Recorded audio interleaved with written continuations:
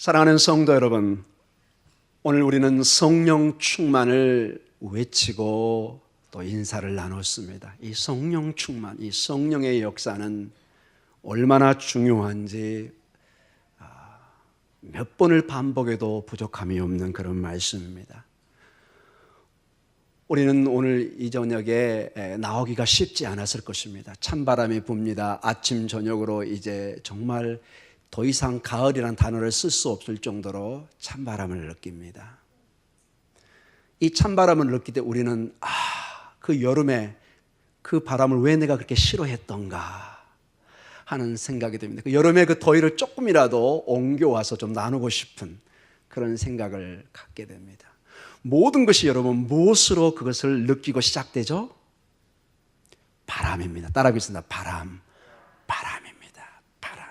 여름에는 뜨거운 바람, 겨울에는 찬바람이 불어서 뼈를 으시는, 뼈를 떨게 한다고 그러죠. 그런 추위가 점점점 깊어지면서 이제 12월 1월을 더해가면서 겨울이 깊어지는 것을 우리를 느낍니다. 온 만물도 그걸 느낍니다. 영왕산의 나무도 잎사귀를 떨어뜨리고 모든 동식물들로 이 겨울을 준비하더라. 어떤 동물들은 동면을 준비하고 우리도 옷이 벌써 달라지는 것을 느끼게 됩니다. 여러분, 극히 일부의 사람을 빼놓고는 반팔을 입고 다니는 그런 만용은 부리지 않습니다. 그런 만용을 자주 하다가는 조만간 병원에 제가 신방을 가야 됩니다. 안 됩니다, 여러분. 사랑하는 성도 여러분, 그런데 이 놀라운 게 이렇게 자연의 바람을 통해서 우리가 즉각적인 계절의 변화와 건강의 신호와 이 모든 걸 느낍니다. 코끝에 그 조금만 예민한 거 있어도 제 목이 벌써 느낍니다. 얼마나 이게 예민한지. 기침이 나오고 힘들어질 때를 느낍니다. 근데 성경에 보니까 이 바람을 성령으로 말씀하고 계십니다. 성경에 이 바람이 성령과 동일한 언어입니다. 루아흐, 푸뉴마. 동일하게 이것은 성령으로도 해석할 수 있고 바람으로도 해석할 수 있고 하나님의 호흡으로도 번역을 할 수 있습니다.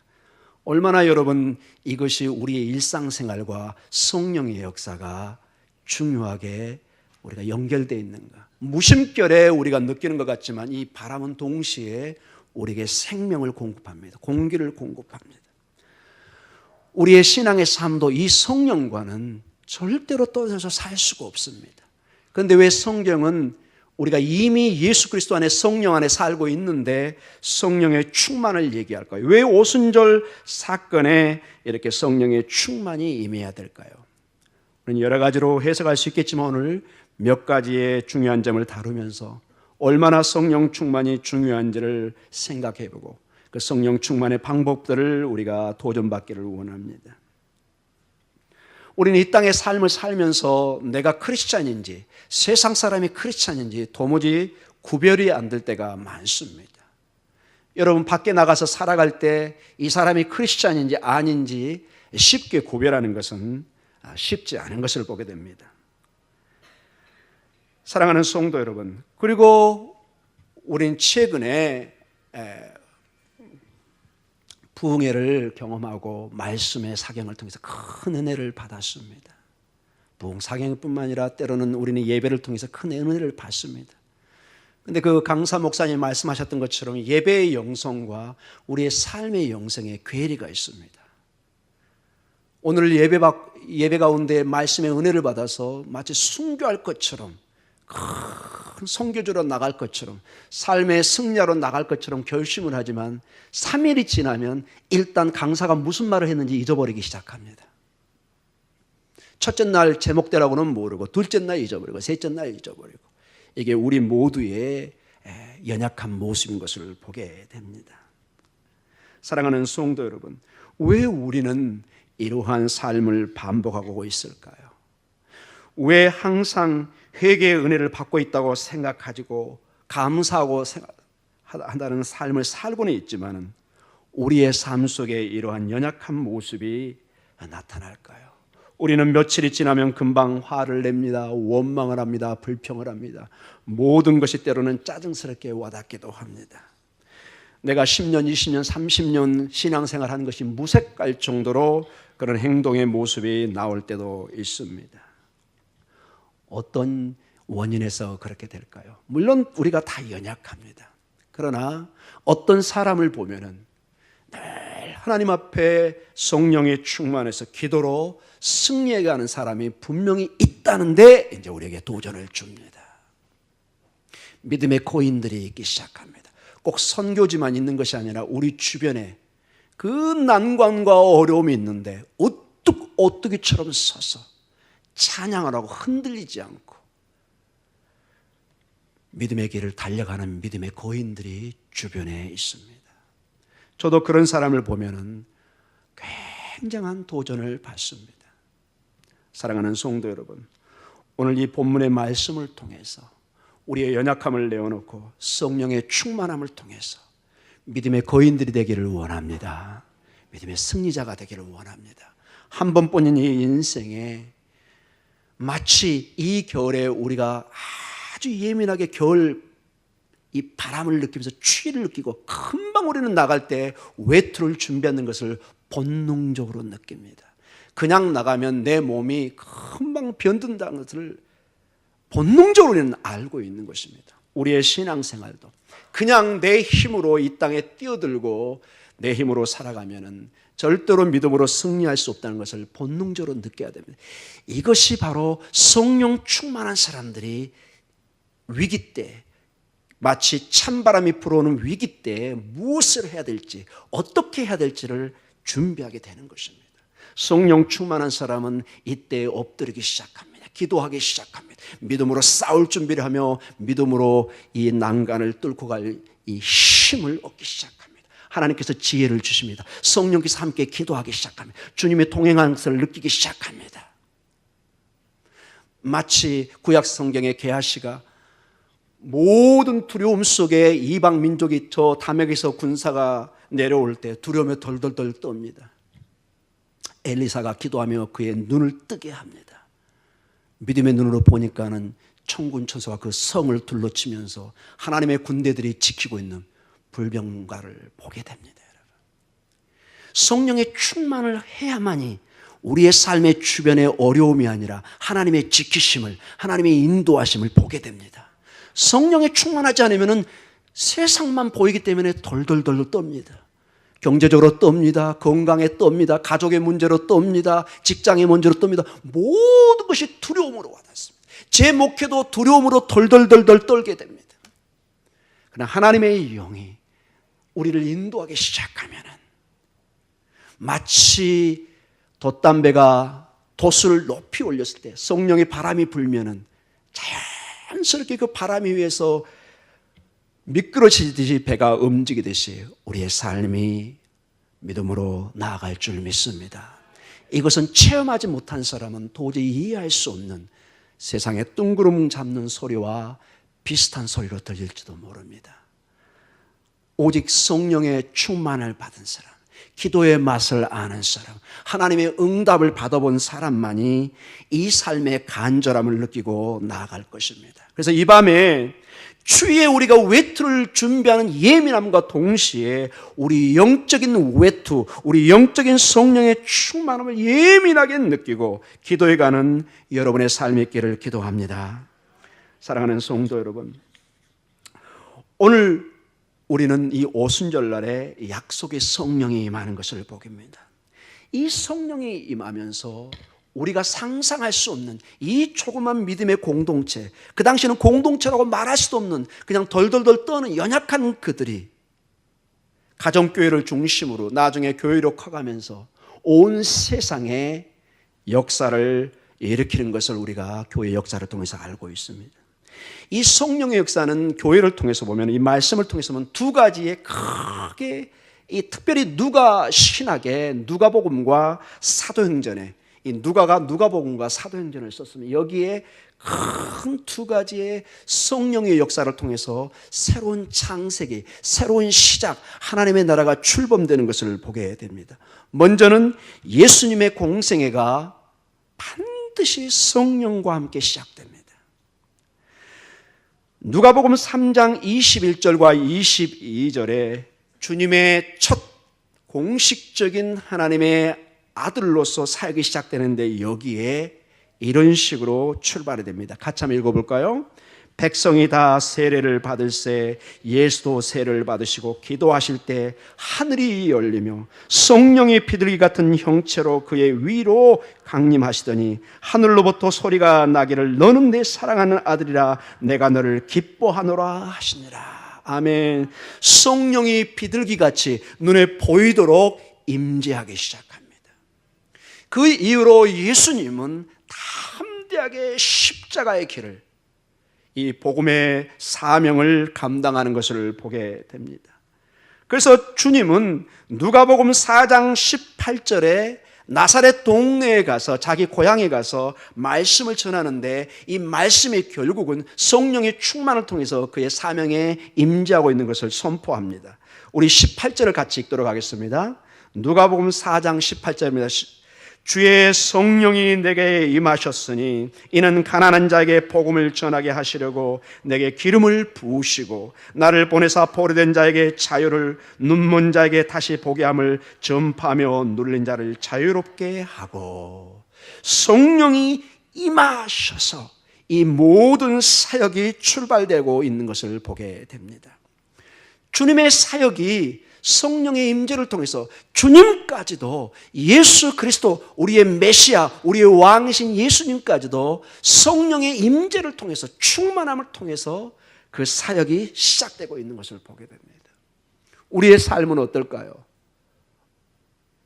질문할 필요도 없이 우리의 사역도 반드시 성령에 예민해져야 됩니다. 성령의 충만에 예민하지 않은 사람은 절대로 믿음의 승리를 할 수가 없는 것입니다.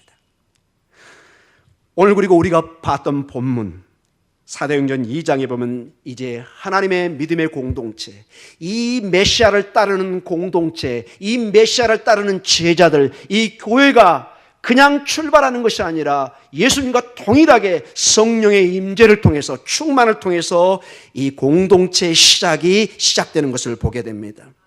우리 사도행전 2장 1절에서 다시 한번 오늘 본문을 보도록 하겠습니다. 읽겠습니다. 오순절날이 이미 이름에 그들이 다 같이 한 곳에 모였더니 호련히 하늘로부터 급하고 강한 바람 같은 소리가 있어 그들이 앉은 온 집에 가득하며 3절 마치 불의 혀처럼 갈라진 것들이 그들에게 보여 각 사람 위에 하나씩 임하여 있더니 4절 그들이 다 성령의 충만함을 받고 성령이 말하게 하심을 따라 다른 언어들로 말하기를 시작하니라. 아멘.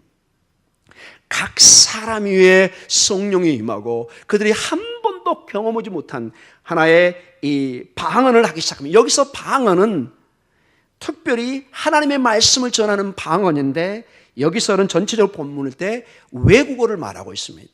그 당시에 대표적인 언어는 헬라어, 라틴어, 그 다음에 코인의 글이라고, 헬라어네요. 헬라어, 그 다음에 라틴어, 아람어, 히브리어, 이 네 가지가 중요한 언어 중에 하나였습니다. 그런데 여기에 수많은 오순절에 샤봇이라고 그럽니다. 이 오순절 절기에 많은 사람이 와서 다 각자 자기 나라 말로 이 말을 듣기 시작합니다. 이런 한 번도 언어를 배워본 적이 없는 사람들이 말을 하는데 각자가 각기 다른 방언을 쏟아내기 시작합니다. 이것이 하나님의 임재의 상징으로 그들에게 보이기 시작합니다. 사랑하는 성도 여러분, 우리 주님의 탄생도, 생명이 이 땅에 움트고 자라는 그 탄생에도 성령이 임해서 마리아를 통해서 성령에서 잉태되는 것을 우리가 보게 됩니다. 창세기의 시작도, 우주의 시작도 하나님의 영이 함께 임하는 것을 창세기 1장을 통해서 보면 알게 됩니다. 우리는 오늘 오순절날 유대인들이 이걸 샤보트라고 그러는데, 샤보트, 이 날은 그들의 농사의 밀을 수확하는 중요한 농사의 절기입니다. 그들에게 가장 중요한 농사의 수확을 기념하는 날입니다. 동시에 이 날은 오순절 날입니다.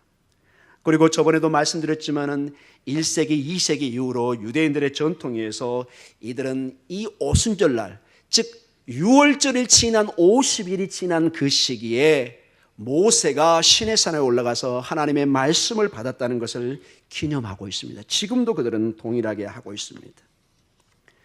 오늘 이 이스라엘 백성들 중에 특별히 하나님의 제자들이 이제 시내산이 아닌 예루살렘 산에서 마가의 다락방에서 성령의 임재를 통해서 하나님의 말씀을, 하나님의 뜻을 발견하는데, 구약 세계는 율법을, 토라를, 십계명을 받습니다. 근데 그 말씀의 실체의 그 능력이 예수 그리스도인데, 그 예수의 영인 성령이 새롭게 이제는 토라로 주어지는 것이 아니라 성령으로 임해서 이 예수를, 이 복음을 전하게 합니다. 더 이상 하늘로부터 말씀이 주어질 필요가 없습니다. 왜냐? 말씀의 실체이신 예수가 그들 가운데 있기 때문에 그렇습니다. 모세의 오경, 토라, 십계명, 그 모든 것은 진정한 말씀의 실체이신 예수 그리스도를 가리키고 있습니다. 모든 구약이 말씀을 중심으로 시내산에 성령의 임재, 하나님의 임재를 통해서 말씀이 주어집니다. 이제는 이 말씀이 더 이상 주어지는 것이 아니라 이미 주어진 이 말씀, 예수 그리스도를 주의 성령이 임해서 이제 땅끝까지 이르러 증인의 사명을 하게 하는 것입니다. 새로운 공동체를 형성하는 핵심 요소에 성령의 충만함이 있습니다. 저는 이 말씀을 묵상하면서 여러분과 저의 삶을, 우리 믿음의 공동체, 우리의 가정을 생각해 보았습니다. 우리의 시작을, 우리의 믿음의 공동체 시작을 무엇으로 시작하기를 원하십니까? 돈입니까? 권세입니까? 권력입니까? 건강입니까? 다 중요합니다. 그러나 그것이 하나님의 성령, 하나님의 영, 하나님의 생명, 하나님의 그 기운이 빠져간 가운데는 그것은 바로 시체입니다. 사나 죽은 것입니다. 마치 그 모습은 에스겔 37장의 마른 뼈다귀와 같은 것입니다. 오직 하나님의 형상으로 입은 여러분과 저는 하나님의 영이, 하나님의 성령이 임해야만이 그 마른 뼈다귀에 힘줄이 생기고 가죽이 펴지고 사람으로 힘이 있는 생명의 사람으로 변하고, 이게 모여서 군대처럼 모여서 하나님의 믿음의 백성들이, 하나님의 믿음의 제자들이, 하나님의 믿음의 군사들이 되는 것을 보게 됩니다.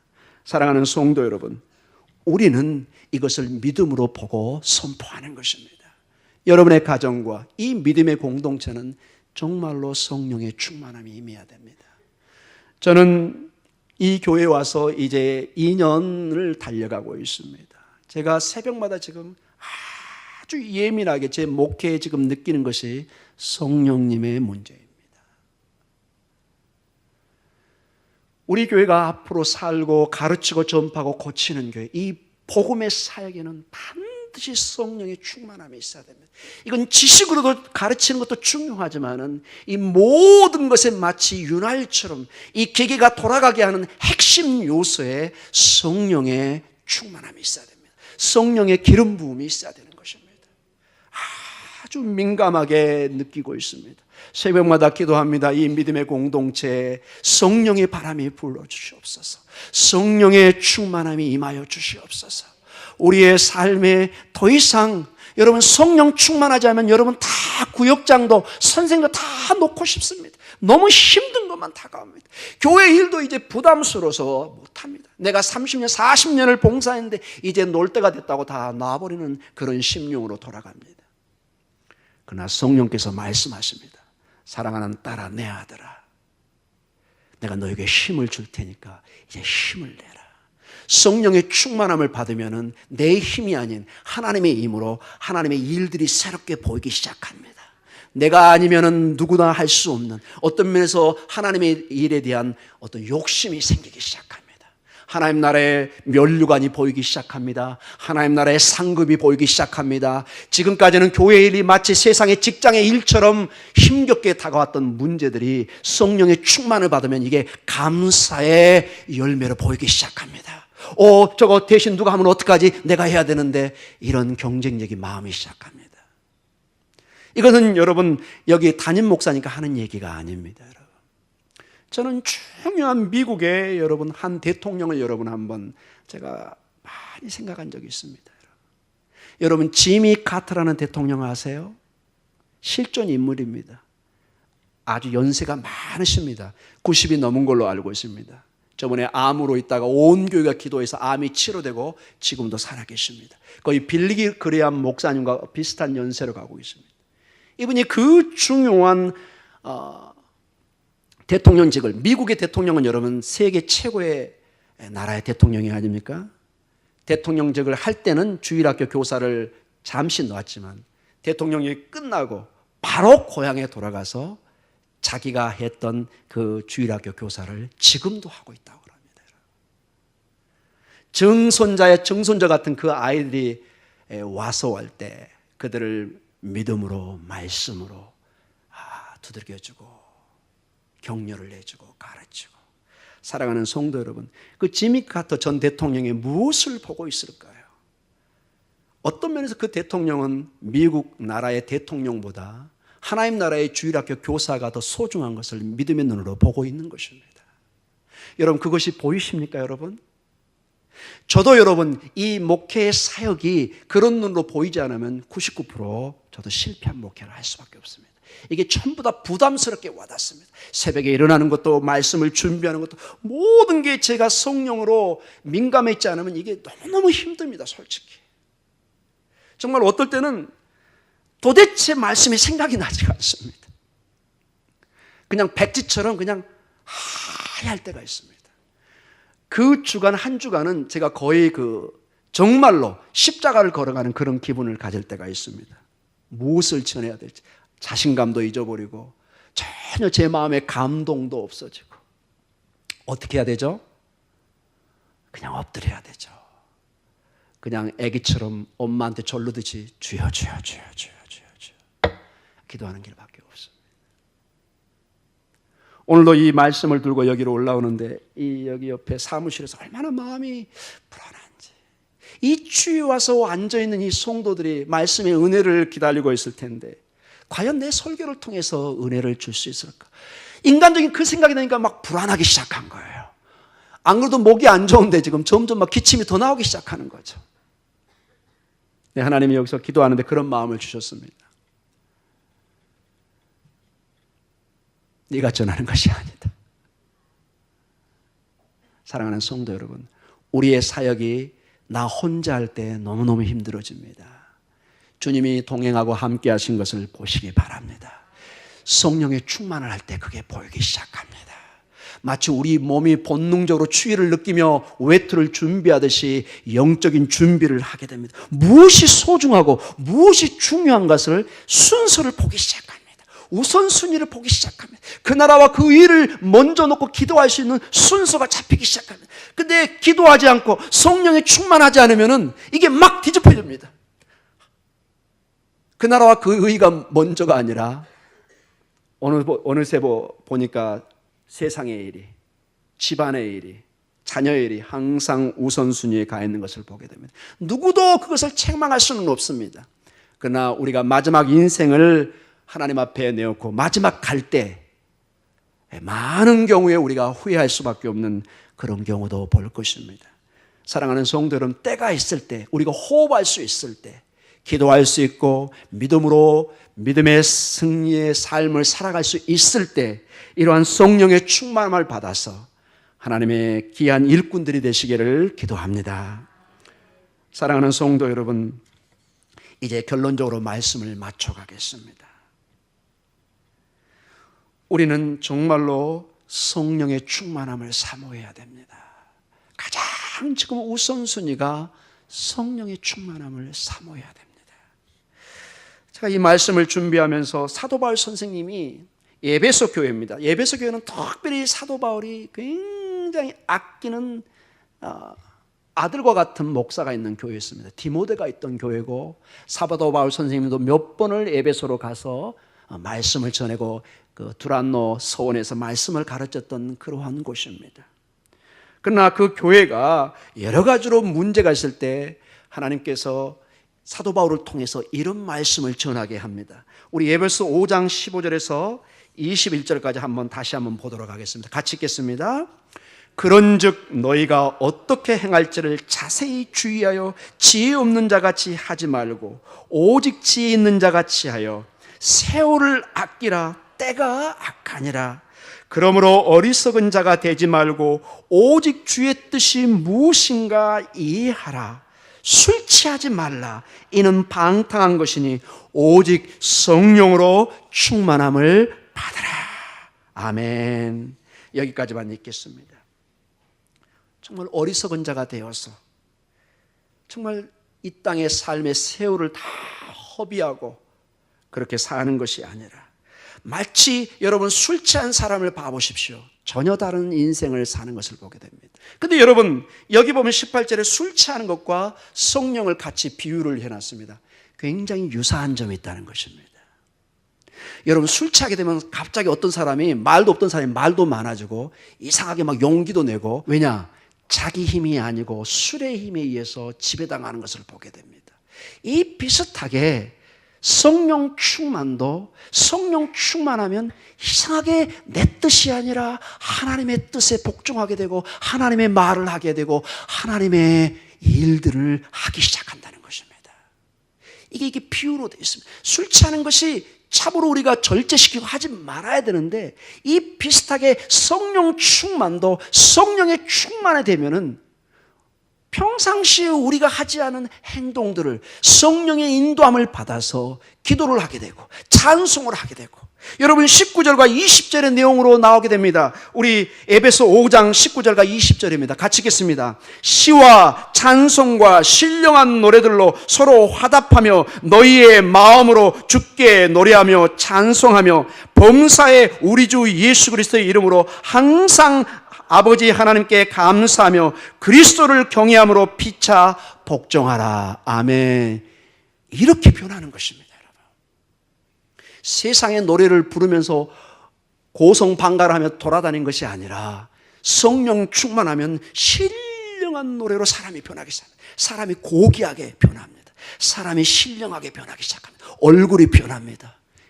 입술이 변하기 시작합니다. 사람들에게 격려하기 시작합니다.